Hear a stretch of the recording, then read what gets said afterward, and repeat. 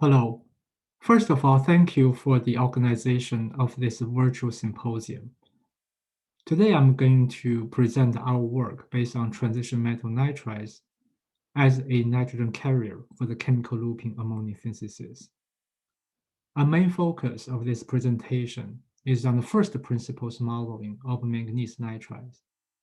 Also, at the end, I will report some recent progress on experimental ammonia synthesis using manganese nitrides containing alkaline promoters. A main route for a nitrogen cycle begins with ammonia synthesis. The atmospheric nitrogen is fixated and converted into ammonia, which is utilized by plants to produce consumable nutrition and chemicals to support various human activities. So here we propose to develop a technology that supports smaller scale intermediate ammonia production. So specifically, we adopted this chemical looping process that allows to separate nitrogen activation by potential nitrogen carriers, such as manganese, and then transfer manganese nitrides into a secondary reactor to be reduced by hydrogen or converted by steam to produce ammonia.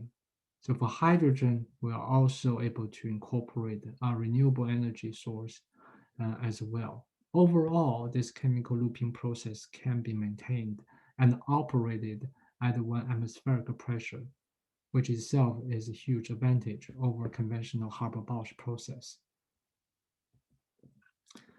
A number of transition metal nitrides are eligible to be nitrogen carriers. In order to guide the search for nitrogen carrier materials, we can perform simple thermodynamic analysis as being illustrated by this free energy versus temperature graph. For chromium, it is highly isothermic and facile to form chromium nitride material. However, it is fairly difficult to reduce chromium nitride. It is a very endothermic process. On the other hand, it is difficult to nitrodize iron to produce iron nitride. In between, manganese can balance the nitridation ammonia formation processes. So furthermore, we can also manipulate such materials in order to further boost ammonia formation. In the second graph on the right, I'm showing the nitrogen vacancy formation free energy versus the number of dopant D electrons for the entire third row of the transition metals in the periodic table. As you can see, benchmarked against the manganese, nearly all dopant are able to lower the free energy for lattice nitrogen vacancy formation, and which is a promising sign to boost the ammonia formation. So this work will focus on expanding the material functionalities and uses as a leverage to boost ammonia formation. So we'll adopt a similar strategy such as doping and alloying to see what kind of effect they will make. So first, let me introduce the phase diagram for manganese nitrides. At different temperatures, you can form different kind of manganese nitride from Mn4n to Mn2n to Mn3n2. In this work, I label Mn4n as a nitrogen lean phase, for Mn2n, it's a nitrogen-rich phase. For nitrogen-rich phase, such as Mn2 and Mn3n2, according to the phase diagram, they are not thermally stable and will likely decompose at a higher temperature. And I'll touch on this point a little bit later. We have chosen Mn4n and Mn2n as two representative models for nitrogen lean phase and nitrogen rich phase, respectively. So these are the molecular models we have adopted with one lattice nitrogen on the surface. The overall nitrogen activation and ammonia promotion can be represented by this cyclic process. So here in this, I'll just simply focus on the ammonia formation by hydrogen reduction of the lattice nitrogen. And the overall process can be represented as below. And so we have generated the free energy diagram to produce two molecules, ammonia, at 500 degrees C and 1 atmospheric pressure. The red dotted lines represent the free energy landscape for the nitrogen lean Mn4 phase. So the take-home message for this profile is that starting with the lattice nitrogen and reducing this nitrogen to produce ammonia is quite endothermic, and so it requires a lot of energies uh, to drive toward this the formation. In addition, once you consume the surface lattice nitrogen, it also requires fair amount of energy to allow the sublayer lattice nitrogen to diffuse onto the top layer. Then the next cycle begins to produce a second ammonia molecule. In comparison, on the nitrogen-rich phase, the amount of energy becomes required to produce ammonia becomes less, and also the energy barrier for lattice nitrogen diffusion is also lower. So overall, the ammonia formation on nitrogen-rich phase is much more favorable, and then this is also expected intuitively. So we dig in a little bit deeper to understand the fundamental difference for ammonia formation on these two manganese nitride phases. And we compare the binding energies for lattice nitrogen, NHH2 and NH3. It can be seen on Mn4, and which are represented by the blue bars, the binding energy becomes weaker and weaker, and it is the lattice nitrogen and H that bind the most strongest. That explains why that is so difficult to reduce and extract these lattice nitrogen species. Well, on the other hand, the binding energy doesn't follow quite the same trend. In fact, the binding energy of lattice nitrogen is quite comparable to H2, H3. So it is not as energetically unfavorable as Mn4. Therefore, we can draw a key conclusion that the critical point to facilitate ammonia formation is to try to weaken the binding of lattice nitrogen and NH while strengthening the NH2 and H3 binding. So we explored a number of variations using the Mn4 and the Mn2 and lattices, and we generate the binding energy that are correlating the binding of NH and the lattice nitrogen. It is shown that NH correlates strongly with the lattice nitrogen with a slope of 0.79. This strong correlation indicates that if you have strong lattice nitrogen binding, it is highly possible the NH binding will be strong as well. We have also observed the kind of linear correlation for NH2 as well, but the correlation is less as strong. Moving on to NH3, we saw that the correlation between the binding of ammonia and the lattice nitrogen is weak, with a slope of only about 0.18.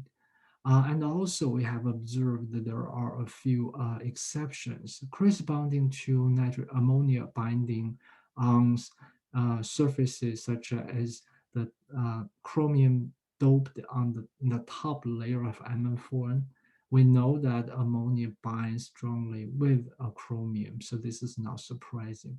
Using this principle, we can explain other systems similarly as well.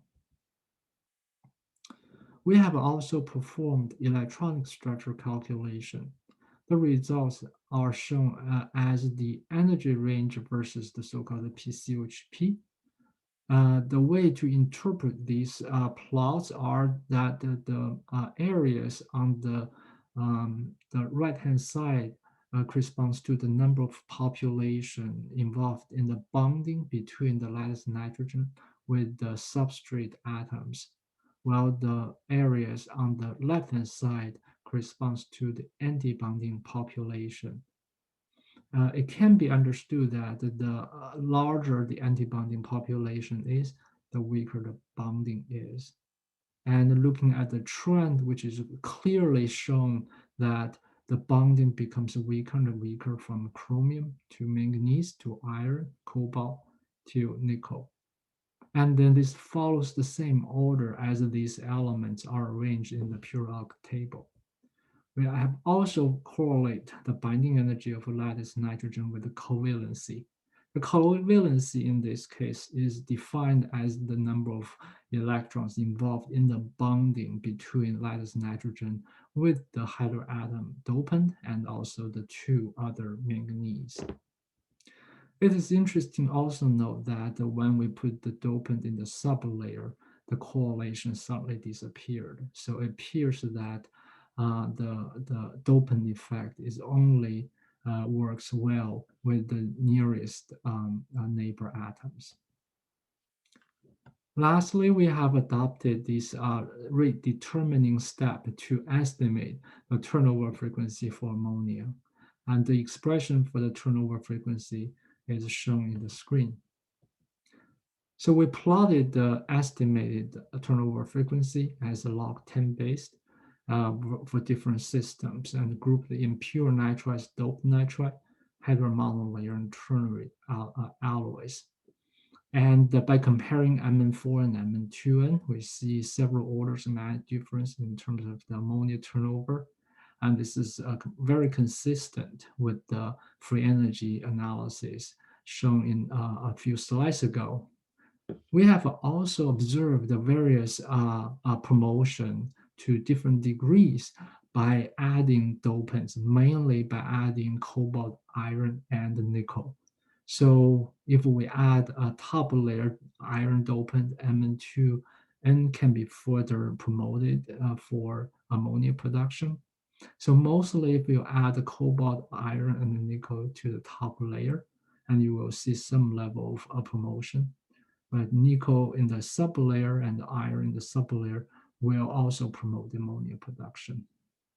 However, the trends for hydromonolayer and ternary alloys are simply not that straightforward and deserves further investigation.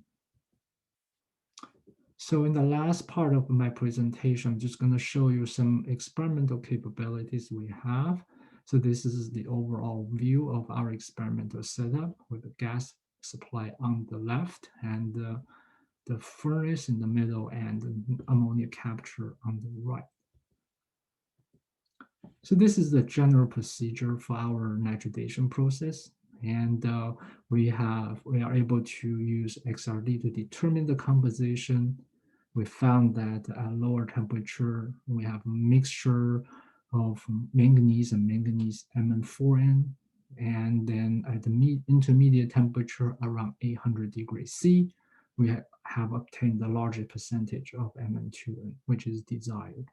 At even higher temperature, we have fewer Mn2n due to the decomposition. So I've talked earlier that the Mn2n phase is not that stable at higher temperatures.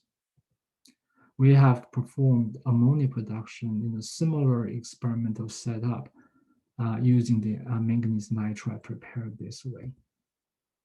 So, so we added different alkaline promoters such as potassium, lithium, and sodium. Nearly all these elements can promote the yield of ammonia to some degree. And the role of the promoter is that it not only increase the rate of the ammonia production, but can also lower the temperature for the ammonia production. And the order of the ammonia yield follows the order of the potassium hydroxide, followed by sodium hydroxide, sodium oxide, and then lithium hydroxide. So that concludes my presentation. I want to thank Nan and Shan for the computational work, Chao Ran Huang for the experimental work, and Peter from Washington State University for the collaboration. And also we acknowledge the US Department of Energy for the funding. Thank you.